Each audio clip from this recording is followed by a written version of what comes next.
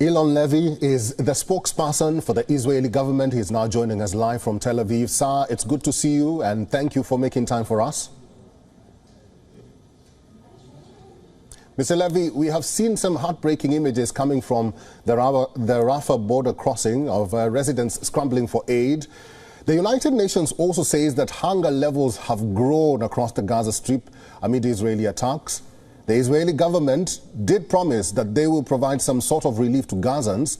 What happened to that? Why is this level of desperation hiking or rising?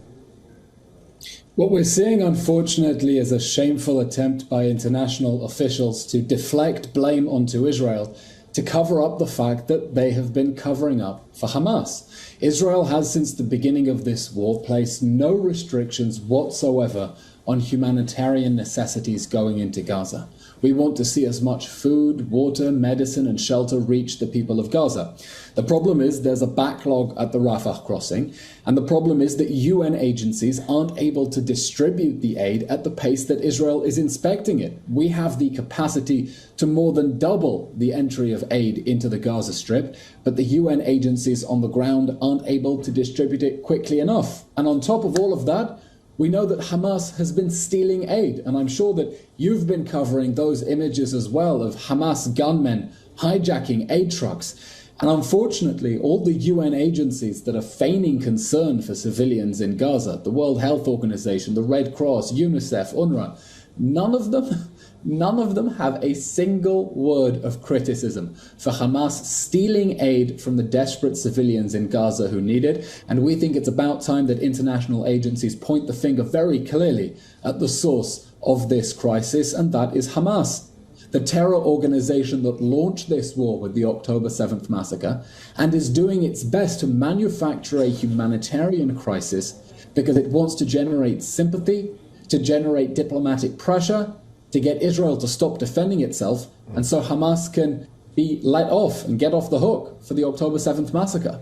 All right, let's talk about another matter at hand. There are calls for Israel to return to negotiation table and discuss the hostage situation, come up with a workable solution for the hostages' sake. But the Israeli government is not willing to compromise. Prime Minister Benjamin Netanyahu says that a possible talk is imminent with Qatar, but the international community in fact says you are the problem. Why is that? No. Let's put some things in order. On October 7th, Hamas brutally abducted 250 of our people.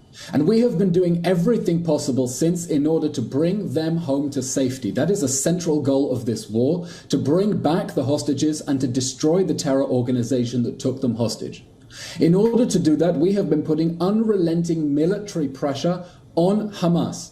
It was that military pressure that brought Hamas to agree to the last pause in the fighting. We wanted hostages back, they wanted a pause in the fighting, so in exchange for releasing hostages, they got a few days of a breather. But then Hamas, which started this war on October 7th, restarted this war on December 1st, when it decided to terminate the hostage release pause and start shooting rockets at Israel instead of giving us back all the women and children. We're putting more military pressure now on Hamas because that is the only thing that brings Hamas to a position where it is willing to talk and willing to negotiate to give up hostages in the first place. So really the narrative that we're seeing in some places in the world, as if Israel needs convincing or Israel needs pressure put on it in order to do everything possible to get our hostages back, is a complete distortion of reality. Israel is the only international actor right now lifting as much as a finger to try to get the hostages back, while the Red Cross is not visiting them. The Red Cross is not putting on enough diplomatic pressure in order to visit the hostages. And countries around the world are trying to call on Israel to stop the fighting instead of ramping up the military pressure to get back the 129 people who are still trapped in the Gaza Strip and whose families desperately want them back safe and sound. Okay. 2 days ago, the IDF confirmed that they had mistakenly killed hostages in Gaza. Is there any sort of action that will be taken against the persons who committed the act? Or rather, what's the Israeli government doing about that? What are you telling the families? This was a horrific tragedy and a terrible mistake. And I can tell you that everyone, when they heard the news, was stunned into silence because something like this should not happen. We've gone into the Gaza Strip to try to get our hostages out. And the fact that some of them could have been killed by our forces is horrific. Now, our forces are acting in very difficult circumstances. They are fighting Hamas in door-to-door fighting in a dense urban area where Hamas is constantly trying to lure them into ambushes.